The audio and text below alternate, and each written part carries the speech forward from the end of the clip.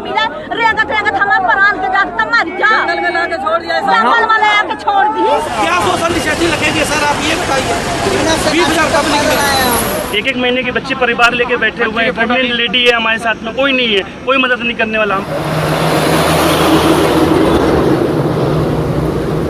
पैसे में से नहीं मिले हैं, जब पैदल जा रहे हैं। ये बच्चों की गाड़ी वाड़ी सब लेके जा रहे हैं साथ में। सर क्या करें, प्यासे घर निकल रहे। कब से चल रहे हैं आप लोग? हम करीबन 3 दिन हो गए। 3 दिन से चल रहे हैं। क्या लेकर साथ में कुछ खाने वाने की व्यवस्था है? पैसे वैसे बचे हैं कुछ?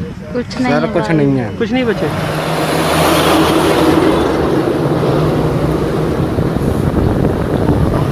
बहुत मुश्किल हो जाता है कि इनको सफ़र में इनको रोकें, और ऐसा लगता है कि इनकी तकलीफ़ को आप और बढ़ा रहे हैं इनको रोक कर।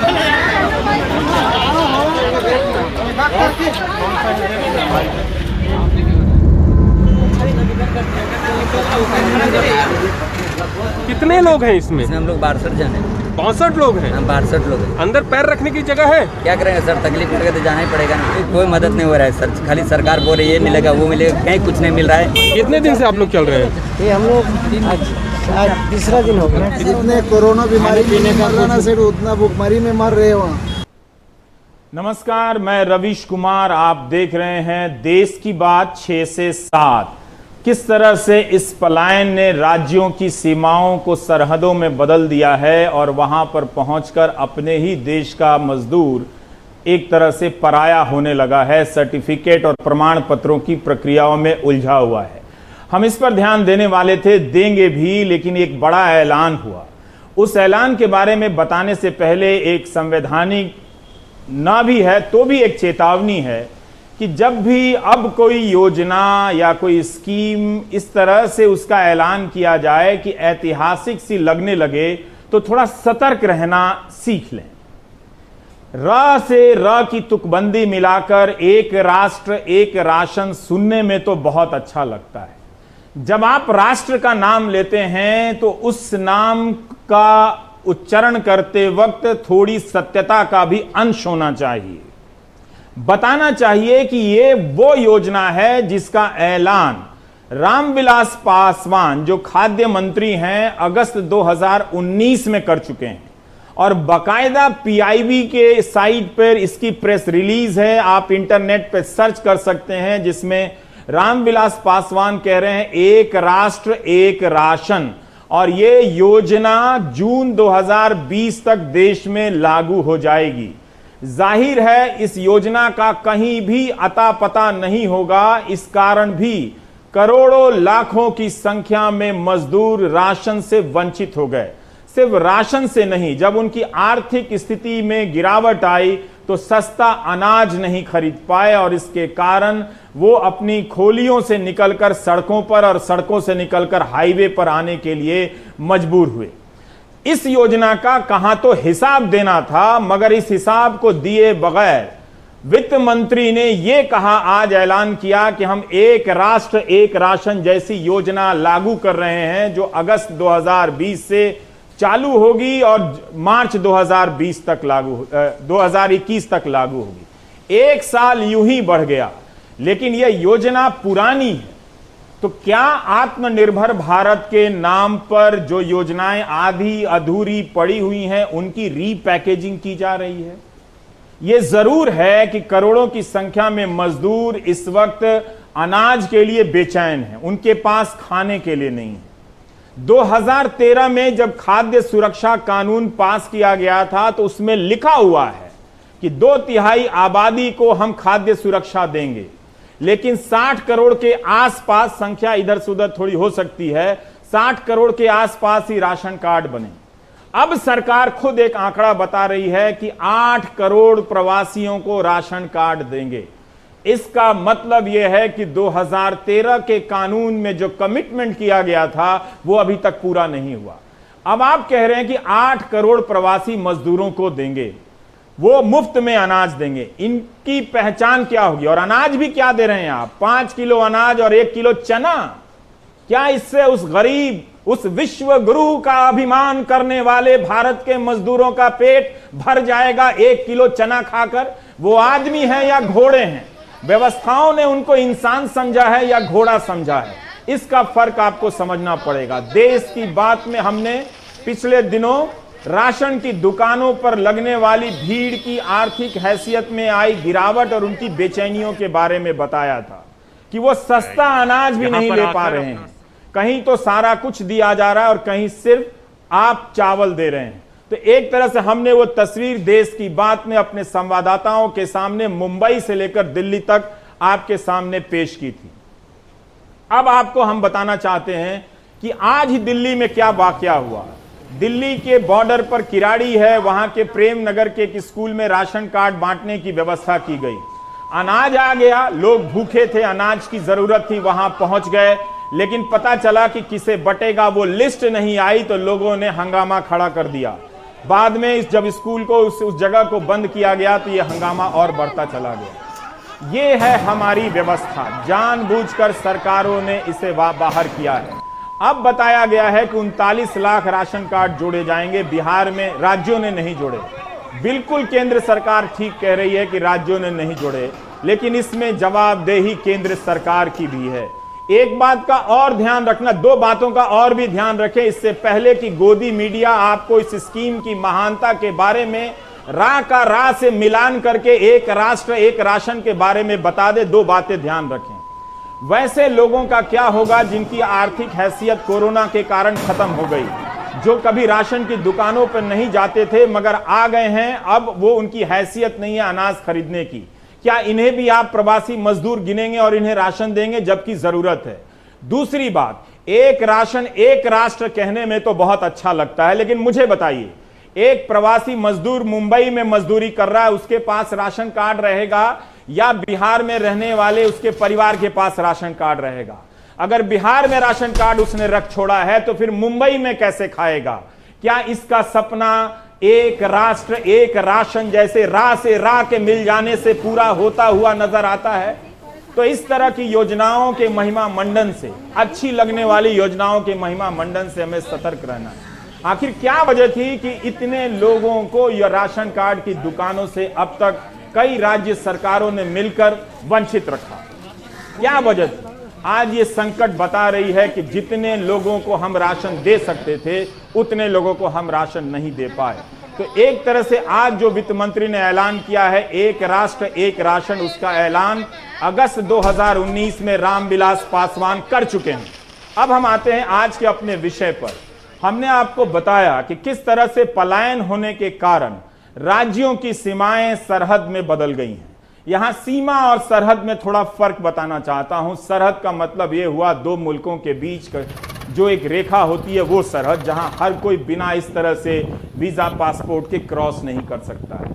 लगभग कोरोना के कारण ऐसी ही स्थिति बन गई है। इस बीमारी ने कुछ मजबूर भी किया है। वहां पर प्रक्रियाओं के इंतजार में लोगों की हालत खराब है। अनुराग द्वारी हमारे साथ हैं और सोहित मिश्र हैं जो एक तरफ से जिन्होंने अपने सहयोगियों के तरफ से जानकारी जुटाई है कि मध्य प्रदेश के इस तरफ और महाराष्ट्र के उस तरफ जो मध्य प्रदेश की सीमा है क्या हो रहा है, और सोहित भी। अनुराग, आप बता सकते हैं कि वहां पर पहुंचने वाले मजदूरों को जिन्हें अपने ही देश में प्रवासी कहा जा रहा है, किस तरह की दिक्कतों का सामना करना पड़ रहा है? देखिए, हमारे अभी वहाँ जो कलेक्टर अमित तोमर हैं बड़वानी जिले के, सेंधवा वहीं आता है और यही वो बॉर्डर है। अगर आपको उत्तर प्रदेश जाना है मध्य प्रदेश होते हुए, या मध्य प्रदेश आना है या फिर किसी और दूसरे राज्यों में जाना है, तो आपको सेंधवा बॉर्डर पर महाराष्ट्र से आना पड़ता है। यही वो जगह है जहां पर आज भी बहुत हंगामा हुआ। मजदूरों ने वापस से राष्ट्रीय राजमार्ग को जाम करने की कोशिश की। जो एसडीओपी हैं और तमाम लोग गए, उन्हें समझाया बुझाया और तब जाकर उनकी एक ही तो मांग है कि उन्हें खाना दिया जाए और उन्हें उनकी जगह पर पहुंचा दिया जाए। कलेक्टर साहब का कहना है, और जिसकी पुष्टि हमारे वहां के स्थानीय साथियों ने भी की, कि बहुत अतिरिक्त कागजात नहीं मांगे जा रहे हैं वहां पर उन लोगों से। सिर्फ ये समझा जा रहा है कि वो किस राज्य के हैं। अगर मध्य प्रदेश के हैं तो व्यवस्था अलग है, वहां उनको बसों के जरिए जो ट्रांजिट पॉइंट है वहां तक पहुंचाया जा रहा है या उनको जिलों में भेजा जा रहा है। अगर उत्तर प्रदेश, बिहार, झारखंड या दूसरे राज्यों के हैं तो जैसे देवास में एक ट्रांजिट पॉइंट है या गुना जिले में एक ट्रांजिट पॉइंट है, कहीं और एक ट्रांजिट पॉइंट है, वहां तक उनको ला करके छोड़ा जा रहा है। तो ये वो व्यवस्था है, इसी के मद्देनजर उनसे आधार कार्ड कागजात देखे जा रहे हैं। जहां तक स्क्रीनिंग की व्यवस्था है तो स्क्रीनिंग के नाम पर पूरे देश में वही चल रहा है कि आप थर्मल स्कैन्स के उनसे पूछ लेते हैं, टेम्परेचर ले लेते हैं और या फिर उनसे पूछ लेते हैं कि अगर आपको कोई दिक्कत है, सर्दी खांसी बुखार जो भी लक्षण वाले हैं, इसके अलावा कुछ नहीं हो रहा। तो इस पूरी प्रक्रिया में एक शख्स के 10 से 15 मिनट लग जाते हैं। ये वहां की व्यवस्था की बात है। मध्य प्रदेश का कहना है कि 600 जी अनुराग, क्या ये आधार कार्ड अनिवार्य है दिखाने के लिए मध्य प्रदेश में आने के लिए? मध्य प्रदेश का आधार कार्ड चाहिए या नहीं? ऐसा कुछ नहीं। किस तरह से ये आधार कार्ड इतना अनिवार्य है? क्या मजदूरों को बताया गया था? जी जी नहीं, अनिवार्यता नहीं है, ये समझने के लिए कि वो किस प्रदेश से आ रहे हैं। अगर आधार कार्ड के अलावा भी कोई ऐसा उनके पास डॉक्यूमेंट है या फिर अगर वो बता भी रहे हैं कि वो फला प्रदेश के हैं, क्योंकि उनको तो अपने घर ही जाना है, तो वो भी गलत नहीं बता रहे, तो इस आधार पर उनका वेरिफिकेशन हो रहा है। या समझ लीजिए कि एक सहूलियत के लिए कि वो किस राज्य में जाना चाहते हैं, उस राज्य के किस जिले में जाना चाहते हैं और मध्य प्रदेश में उनकी क्या व्यवस्था हो सकती है वहां तक पहुंचाने के लिए, इस मद्देनजर उनसे पूछा जा रहा है कि वो किस राज्य के हैं। ये एक बात है। जैसे मध्य प्रदेश सरकार ने कहा कि वो 642 बसें रोज चला रही है, माफ कीजिएगा, और सिर्फ यूपी के अलग अलग जिलों के लगभग 10,000 लोगों को यूपी की सीमा पर छोड़ चुकी है ले जाकर के। लेकिन उसके बाद भी रोज वहां से ऐसी तस्वीरें दिख रही हैं। आज एक बूढ़ी अम्मा की बाइट हमने चलाई है जो रो रही हैं, वो मध्य प्रदेश की ही है, सतना की है, थक थक के चूर हो गई हैं, 65-70 साल उनकी उम्र है। सब लोग सिर्फ एक ही बात कह रहे हैं कि भोजन की समुचित व्यवस्था करा दो। सरकार कह रही है कि हम करा रहे हैं, लेकिन वो भोजन जा कहाँ रहा है, वो बसें जा कहाँ रही हैं, अलग अलग ट्रांजिट पॉइंट बना दिए गए हैं। हर दिन ऐसी आपाधापी क्यों है? और अगर एक जगह पर आपको पता है कि सेंधवा बॉर्डर पर इतनी भीड़ हो रही है तो प्रशासनिक तंत्र को उस हिसाब से वहां इक्विप क्यों नहीं किया जा सकता? उनको उस तरह की सहूलियतें जो वो मांग रहे हैं क्यों नहीं दी जा सकती? क्योंकि लगातार सेंधवा बॉर्डर पर हम देख रहे हैं कि हंगामा चल रहा है। पुलिस को कुछ दिनों पहले लाठियां भी भांजनी पड़ी थी। लगातार वहां पर गुस्सा हो रहा है क्योंकि वो बहुत ज्यादा तकलीफ में चल के आ रहे हैं, बसों से आ रहे हैं, ठूसे जा रहे हैं और सेंधवा पर आकर उनको लंबा इंतजार करना पड़ रहा है। जी, जबकि केंद्रीय गृह सचिव ने सारे मुख्य सचिवों को पत्र लिखा है कि पैदल चलते हुए मजदूरों को समझाया जाए, उन्हें पास के किसी शेल्टर में ठिकाने पे ले जाया जाए, खिलाया जाए, पिलाया जाए। क्या ऐसा हो रहा है? सोहित मिश्र हैं हमारे साथ। सोहित, आप महाराष्ट्र की तरफ से क्या ऐसा कुछ होता हुआ देख रहे हैं? जी, मैं अभी बड़वानी जिला में हूँ जो महाराष्ट्र और मध्य प्रदेश के बीच में है। वहाँ पर बॉर्डर कुछ तकनीकी कारण के कारण हम अभी नहीं दिखा सकते हैं, लेकिन लोगों से समझ जाएंगे कि यहाँ पर कैसे है। हर तरफ पर भी देखेंगे लोग, एक बस आती है तो जो डिस्टेंसिंग और सभी चीजें रही जा रही है उसे नहीं, और लोग भागते हुए जा रहे हैं। से भी यहाँ पर ज्यादा कोई जो वो होता हुआ नहीं आ रहा। आप से आए और कहाँ जा रहे हैं? सर मैं सूरत से आ रहा हूँ, के लिए जाना है मेरे। कब से आए हैं आप? सुबह 4 बजे से। सुबह 12-14 हो चुका है आप लोगों को। क्या व्यवस्था? पानी के सिवा कोई व्यवस्था नहीं। बस पानी इधर टैंकर लगा है, सामने देख लीजिए, बस वही पानी पीना है। अब 50 से लगा कर तो खाना होगा। अच्छा, और खाया आज दिन? खाया, नमकीन खाया। अच्छा, आप परिवार के साथ? बच्चे लोग हैं, मेरा बच्चे हैं। हाँ। और बात आदमी के साथ है। अच्छा, उधर बाइक से लग जाएगा। हाँ, उधर 22 आदमी का पर्ची हम लोग। जी, आपकी आवाज़ भी थोड़ी साफ नहीं आ रही है सोहित। हम समझते हैं कि ये तकनीकी चुनौतियां आती रहेंगी, लेकिन ये ज़रूर है, आप दर्शकों से ये कहना चाहूँगा कि हमारे जो सहयोगी हैं सोहित, रविश रंजन, मुकेश सिंह सेंगर, शरद, सौरभ, अनुराग द्वारी, सुनील सिंह, अभिषेक, हर तरफ हर्षा और उमा सुधीर, मनीष कुमार, कमाल खान, आलोक, इन लोगों को आप देखिए तो कई दिनों से जब से तालाबंदी हुई है सड़क पर हैं और बेहतरीन रिपोर्टिंग कर रहे हैं। भले ही इन्हें कोई दर्ज ना कर रहा हो, लेकिन ये इस वक्त को काफ़ी पेशेवर तरीके से और शानदार तरीके से मेरे ये सहयोगी दर्ज कर रहे हैं। और इनकी ही रिपोर्टिंग थी जिसने देश की बात को जन्म दिया इस कार्यक्रम को। इनकी रिपोर्टिंग का ये आवेग था। ये तस्वीर जो हम आपको दिखाना चाहते हैं ब्रेक में जाने से पहले, अविनाश नाम के एक प्रोफेशनल ने ली है। ये पंजाब से महोबा, झांसी के पास है, वहाँ जाने के लिए 1.5 दर्जन लोगों का समूह निकला और 3 दिनों से पैदल चलता चलता आगरा के पास पहुँचा जहाँ ये तस्वीर ली गई है। एक बच्चे का पाँव थक गया, सूज गया, तो माँ ने रास्ते में अपने सूटकेस को किस तरह से रेलगाड़ी में बदल दी।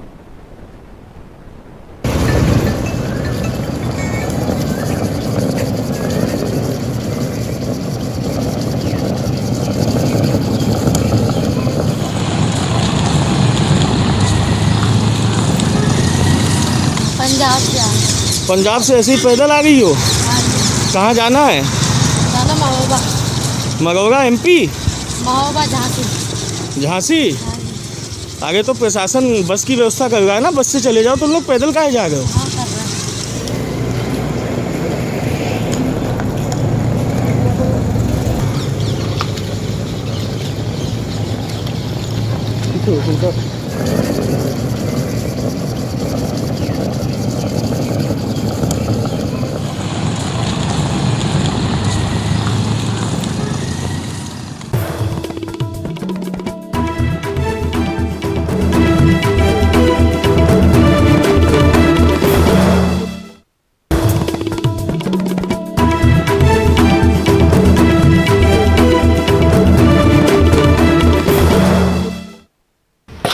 पहले मैं महागुण में मॉल में काम करता था, स्टोव बॉय का। उसके बाद हमने वो ठेला लगा लिया, सब्जी के पैसे उससे नहीं आ रहे तो ठेला लगा लिया है। पहले मैं मॉल में जॉब कर रहा था, वहाँ से जॉब जाने के चक्कर में अभी यहाँ पर सब्जी का ठेला लगा रहे हैं। घर का खर्चा चलाने के लिए हम लोगों ने ठेली लगाई है कि कम से कम कुछ नहीं कुछ तो अपना घर का खर्चा चल जाएगा। पहले हम गार्ड का नौकरी कर रहे थे। धनिया, मिर्चा, अदरक, चुकंदर, गाजर, नींबू। परिवार को खाने पीने में दिक्कत हो रहा था, लॉकडाउन की वजह से सब्जी का काम शुरू किए। प्याज आलू 20 रुपया किलो, 20 रुपया किलो। फूट वाली दुकान था भैया, वो जो चलता था 2-4 घंटे की दुकान हमारी थी। कोरोना की वजह से हमारी कमर तोड़ दी है। लहसुन प्याज आलू 20 रुपया किलो। मैं खाना बनाने का काम करती थी। मैं खुद जाती हूँ 2 बजे रात में उठ के मंडी अकेले। किसी के सामने हाथ फैलाने से अच्छा है कि मैं खुद का मेहनत करके खाती हूँ। कोई सपोर्ट नहीं है किसी के पास से।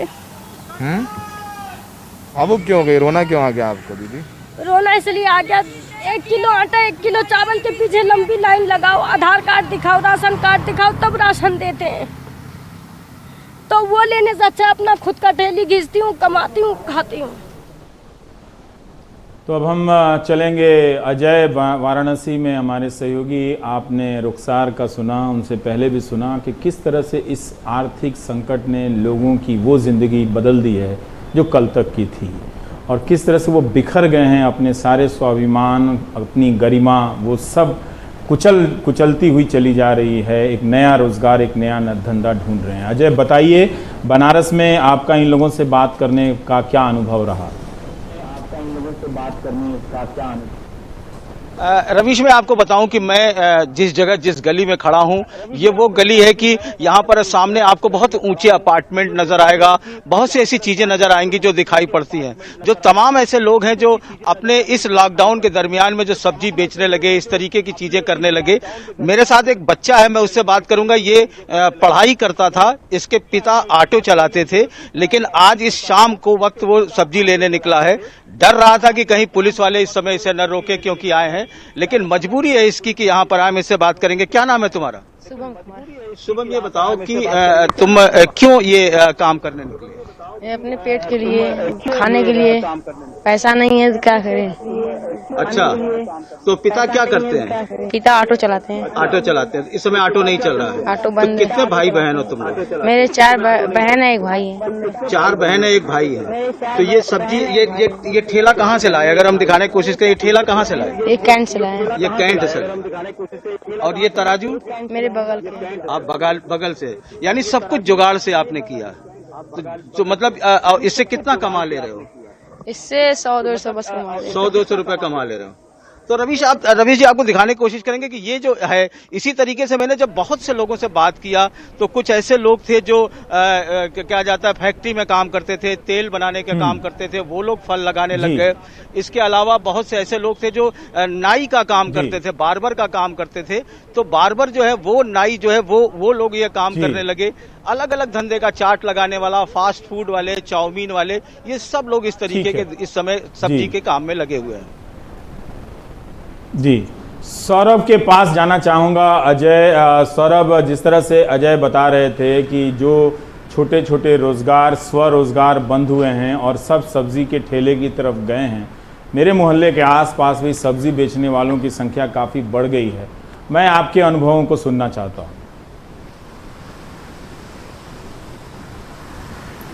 बिल्कुल रवीश, आपके मोहल्ले की बात हो या दिल्ली की जो राजधानी है वहाँ पर, या ज़्यादा शहरों में, सब जगह यही देखिए, यहाँ पर ये तमाम ठेले आपको दिखेंगे मेरे पीछे, 1 2 3 4 5 आपको दिखेंगे। ये पांचों ठेले वो लोग लगा रहे हैं जो कि लॉकडाउन से पहले कुछ और करते थे, लेकिन अब रोज़गार नहीं है। कोई नौकरी करता था, तो कोई बावर्ची था, तो कोई रिक्शा चलाता था। अब कोई चारा नहीं है, तो इनको कहना है कि सरकार की राशन की कतारों में खड़े होने से अच्छा है कि मेहनत मजदूरी की जाए और ईमानदारी से खाना खाया जाए और अपने बच्चों को पढ़ाया जाए। आपका नाम बताइए और बताइए पहले क्या करते थे आप? मेरा सीताराम है। पहले हम पहुँचे पराठे वाले पास काम करते थे। हाँ। अब ये दुकान बंद हो गई, तो 1 महीने बाद हमने ये काम किया है। कितना पैसा मिल जाता था आपको? 9,000 मिलता था। तनख्वाह 9,000 रुपये मिलती थी। और वहाँ 9,000 मिलते थे। अभी यहाँ कितने दिन हो गए लगाते हुए ठेला? आज लोगों को 10 दिन हो गए। 10 दिन हो गए। 10 दिन में वहाँ 9,000 मिलते थे, उसकी तुलना में कितना कमा पा रहे हैं? तो 300-400 बच जाता है आराम से। 300-400 बच जाता है। तो मतलब आपने 11 दिन पहले शुरू किया, उससे पहले कैसे काम चला रहे थे? बैठे थे आराम से। मेरे दोस्त ने बोला था कि तू कब तक बच्चों को खिलाएगा, तब से कुछ काम कर ले। तो फिर मेरे दोस्त ने ये सारा पूरा ताम झाम दिया है। तो उसने पैसा दिया मेरे को, उसने ये माल लगवाया मेरे को। पैसा उधार दिया दोस्त ने आपको? हाँ जी। तो अपना ठेला दिया उसे ला करके। ये सीताराम जी हैं और रवीश मूलचंद पराठे वाले बड़े फेमस हैं, उनके बावर्ची हैं, तो वो अब यहाँ पर आ गए हैं। ये शिवचरण है। शिवचरण जी, आप बताइए, आप पहले क्या करते थे और अब फल क्यों बेच रहे हैं? पहले सर मैं रिक्शा चलाता था। रिक्शा चलाने में अब मैं लॉकडाउन हो गया, उसमें कोई काम नहीं कर पा रहा हूँ। मेरे दोस्त ने ये थोड़ी मदद दी है। रेडी रिक्शा कांटा रुपये लिए थे दूसरे तो उधारी में, फिर मैं काम करना स्टार्ट किया। करीब 15 दिन हो गए इसके लिए। माल कम बिक रहा है, सेल नहीं हो रही है, पर वही 200-250 रुपये। आपका काम चल जाएगा? नहीं चलता है बाबूजी, क्योंकि कमरे का किराया देना होता है, राशन पानी, बच्चे हैं, बीवी है, घर में सारे परिवार है। रवीश, तो ये ऐसी अनगिनत कहानियां हैं जो चौराहों पर आपको ये लोग आवाज़ देते हुए मिल जाएंगे। 2-2 रुपये, 3-3 रुपये कम करके बताते हैं, लेकिन ये इनका यही कहना है कि कतारों में लग के राशन लेने से अच्छा है कि मेहनत करके फल बेचे जाएं, सब्जी बेची जाएं, क्योंकि लॉकडाउन में फल सब्जी बेचने पर मनाही नहीं है।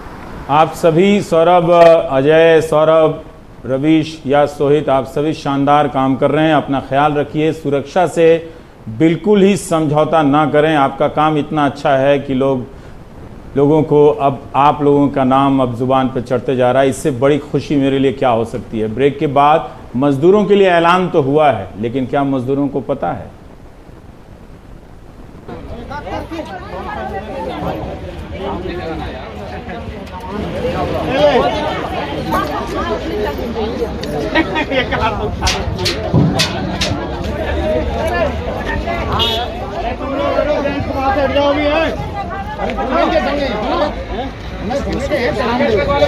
आप जा सकते हो, जाओ।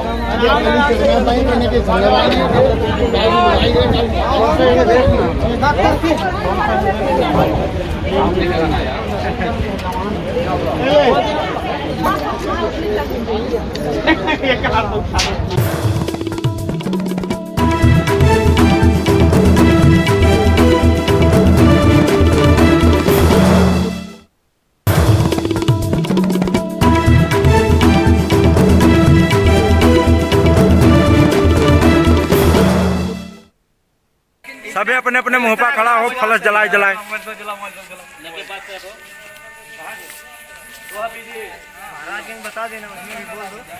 चलो मुंह पर बांध लो पहले अपने। जो महाराजगंज तराई का है, इसमें कोई हम लोग को साक्षता नहीं मिला, कोई भी व्यवस्था नहीं है, ना लाइट है इसमें, और ना हम लोग को पंखा दिया जा रहा है। इसमें इतना जानवर भी निकल रहे हैं। कल 5-6 जन को छेदे भी बीची हुई थी, और परेशानी पे परेशानी बढ़ती जा रही है। जो आ रहे हैं वो खाली धमकिया के छोड़ दे रहे हैं, और आदमी लोग को गाली वाली देकर चले जा रहे हैं, डरा धमका के काम चला रहे हैं। हमारे लोग को कुछ भी बात लोग नहीं समझ रहे हैं। अब बोलो तो मारने की धमकी देते हैं। और आज आप जानते हैं कि आज भी कई जगहों से मजदूरों के लिए दुखद खबरें आई। नासिक से ओडिशा जाने वाला एक ट्रक पलट गया, 8 मजदूर घायल हो गए। समस्तीपुर में एक बस की ट्रक से टक्कर हो गई तो एक मजदूर और एक ड्राइवर की मौत हो गई। और गुना मध्य प्रदेश में भी वहाँ यूपी आने वाली महाराष्ट्र से के लिए आ रही थी गाड़ी, वहाँ एक्सीडेंट में 8 मजदूरों की मौत हो गई। और मुजफ्फरनगर में 6 बिहार जाने वाले, जिनमें से 2 गोपालगंज के थे, उन्हें एक बस ने कुचल दिया और उनकी मौत हो गई। मुख्यमंत्री योगी आदित्यनाथ ने उत्तर प्रदेश के मजदूरों के लिए भी और बिहार के मजदूरों के लिए भी संवेदना प्रकट की, मुआवजे की घोषणा की। क्या नीतीश कुमार बिहार के मुख्यमंत्री इन दुर्घटनाओं के प्रति संवेदनशील नजर आए? ऐसी कोई ऐलान योजनाओं का सुनाई दिया आपको मनीष? रवीश, आज मुख्यमंत्री के सचिवालय की ओर से संवेदना तो आया और अब घोषणा यह की गई है कि चूंकि बिहार के बाहर कोई भी बिहारी श्रमिक की मौत होती है तो बिहार का श्रम विभाग उसे मुआवजा देता है।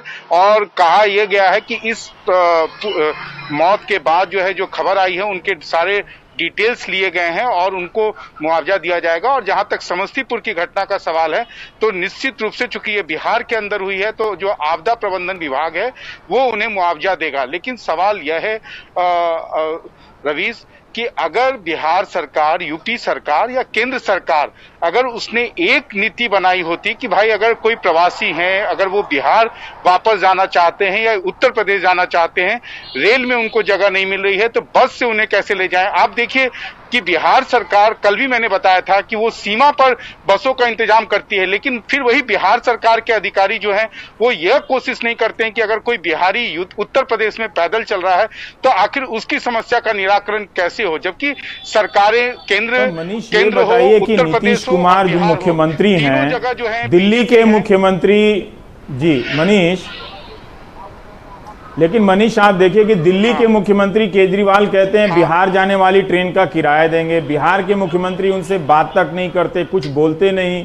कोटा को लेकर भी हुआ, तो इस तरह का उनका रुख क्यों है मजदूरों को लेकर? देखिए, ये ना केवल मजदूरों को लेकर है बल्कि ये छात्रों को लेकर है। और ये जो नीतीश कुमार का ये जो पूरा इस बार कोरोना में हर बार वो संकट में अपने रिलीफ ऑपरेशन से, अपने पूरी बॉडी लैंग्वेज से कुछ न कुछ वो अपने नाम को तो बढ़ाते थे, अपने काम को और ज्यादा उजागर करते थे। लेकिन कोरोना के बाद ये एक दुखद एस्पेक्ट यह रहा कि आज तक नीतीश कुमार ने किसी भी मुख्यमंत्री से बिहारियों को लेकर कोई अपनी तरफ से बातचीत नहीं की। और मैं आपको बता दूं कि शायद नीतीश कुमार ही इस देश में एकमात्र मुख्यमंत्री हैं जिन्होंने पिछले 2 महीनों में एक भी बार मीडिया से बातचीत करने की जरूरत नहीं समझी।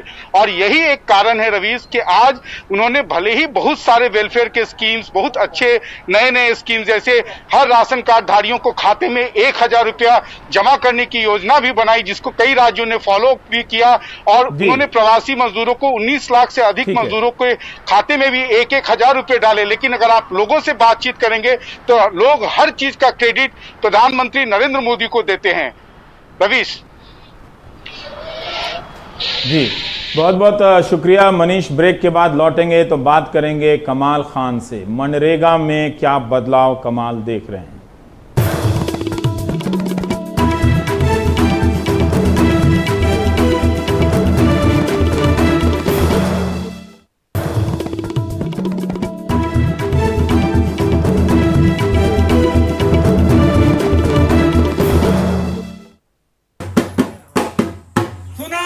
सुनो, जिन भाइयों को शहरों में काम नहीं मिल रहा है लॉकडाउन के चलते, वो आकर के यहाँ गांव में नरेगा में मातृ प्रधान से मिले और काम करें।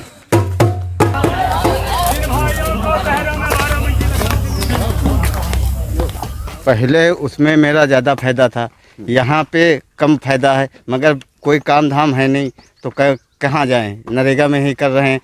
जाओ भैया। यहाँ जब गांव घर आ गए तो बीवी बच्चे हैं, सबका पेट पालना है, इसलिए नरेगा में काम कर रहे हैं सर। वो लोग इतना परेशान हैं, कहते हैं कि भाई जब तक वहाँ नहीं है चाहे हमका 150 रुपया मिले, लेकिन हम काम करने के लिए तैयार हैं। कमाल, जो मनरेगा का डेटा है एनआईसी पे, अगर मुझसे देखने में चूक नहीं हुई है तो पिछले साल अप्रैल मई में 63 करोड़ कार्य दिवस का सृजन किया गया था, लेकिन इस साल अप्रैल और 13 मई तक सिर्फ कोई 14-15 करोड़ कार्य दिवस का ही सृजन किया गया है। बाकी आप बताएं, जो आपने ये मुनादी दर्शकों को सुनवाई है, उसके क्या क्या अर्थ निकल रहे हैं? देखिए, ऐसा है, 2-3 मतलब हैं। ये जो मुनादी है ये तो लोकल प्रधान का एफर्ट है, क्योंकि जैसे बहुत सारे हमें ट्रक वाले ऐसे भी मिले जो बिना पैसे के मजदूर को ले जा रहे हैं, सड़क पे बुला बुला के भी बिठाते हैं। तो कई तरह के लोग समाज में हैं। जो प्रधान जी हैं वो कह रहे हैं कि मेरे मन में बहुत अफसोस था कि इतने सारे लोग जो हमारे गांव के बाहर काम करते थे वो सब बेरोजगार होके वापस आ गए हैं। तो उन्होंने एक मुनादी करा दी कि सारे लोगों को हमारे पास फंड है, हम नरेगा में काम दे सकते हैं। दरअसल हुआ ये है कि ये जो माइग्रेशन हो रहा है, ये पार्टीशन के माइग्रेशन की तकलीफें शायद हम लोगों ने तो नहीं देखी थी, लेकिन अब तक की हम लोगों की जिंदगी की सबसे तकलीफदेह एहसास है इतनी बड़ी आबादी को इतने तकलीफ में देखना। तो जो लोग इतनी तकलीफ में हैं, जाहिर सी बात है वो अलग अलग सरकारों से भी नाराज हैं। महाराष्ट्र से होंगे, पंजाब से होंगे, यूपी से होंगे, सेंट्रल गवर्नमेंट से होंगे। तो एक बड़े पैमाने पर उत्तर प्रदेश में ये मनरेगा में काम देना तय किया गया है।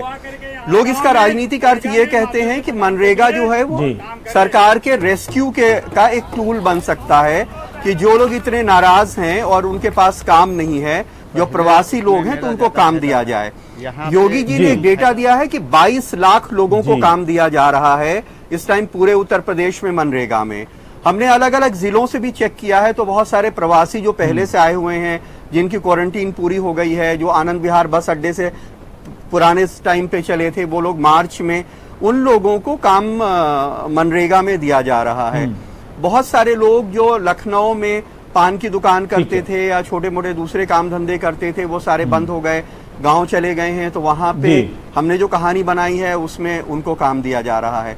तो 2 तरह की चीजें हैं। एक तो ये है कि जो लोग शहरों में ज्यादा पैसे वाले काम कर लेते थे, कमा लेते थे, किसी की पान की दुकान अगर मेडिकल कॉलेज के बाहर थी तो वो ज्यादा पैसा कमाते थे। वो जो गांव में चले गए तो सिर्फ 201 रुपया मिलता है, और वो भी उस दिन कैश नहीं मिलता है, ये पैसा बाद में आता है। लेकिन प्रधान ने हमें वहां बताया कि बहुत लोग ऐसे हैं जो कह रहे हैं हमें 150 मिल जाए लेकिन हमें काम दे दो। मैं समझ रहा हूं कि ये क्या स्थितियां पैदा हो रही हैं, लेकिन आप जिस कहानी पर पहुंचे हैं, मुझे लगता है कि उस पर एक पूरा देश की बात करना पड़ेगा और विस्तार से करनी पड़ेगी। लेकिन आज सोहित बहुत मेहनत से मध्य प्रदेश के बॉर्डर पर पहुंचे हैं। उनका शुरू में सिग्नल टूट गया था, तो उनका दिल टूट जाएगा। मैं उन्हें हतोत्साहित नहीं करना चाहता, आप काफ़ी सीनियर हैं, तो मैं सोहित को मौका देना चाहता हूँ। सोहित। रवि जी, देखिए, जो कमाल सर कह रहे थे कि शायद हमने पार्टीशन के बारे में काफ़ी चीज़ें पढ़ी थी कि किस तरीके से माइग्रेशन किया गया था। यहाँ पर लोग देखिए, ये बच्चे को देखिए रवि जी, 2 साल का बच्चा है, कल रात से यहाँ पर आया हुआ है, बस का इंतज़ार है, थकते थकते इसी बैग पर सो चुका है। माँ कुछ कर नहीं सकती, धूप था, कहाँ जाएंगी, क्योंकि बस के लिए भी यहीं पर रुकना है। माँ की अगर बात करें, माँ खुद 7 महीने की गर्भवती हैं। मैडम, आपका नाम पहले बता दें। आप बताएं, आप लोग कहाँ से निकले और कहाँ जा रहे हैं?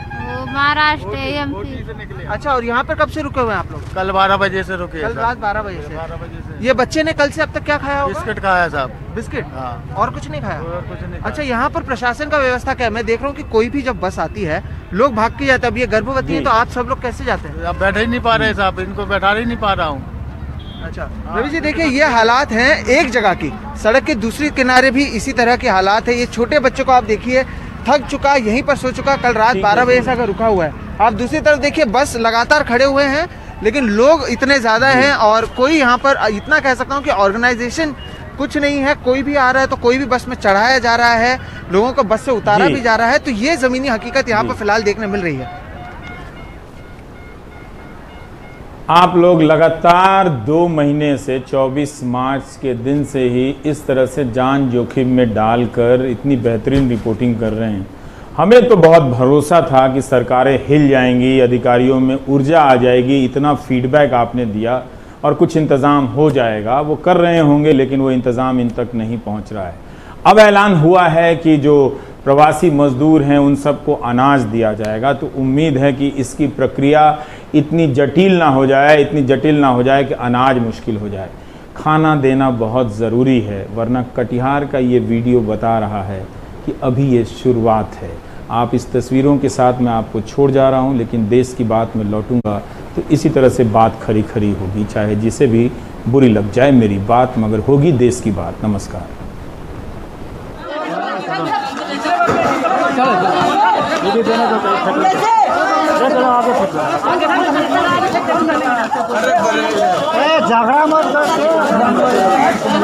अरे एक एक लो ना यार अंदर जाके।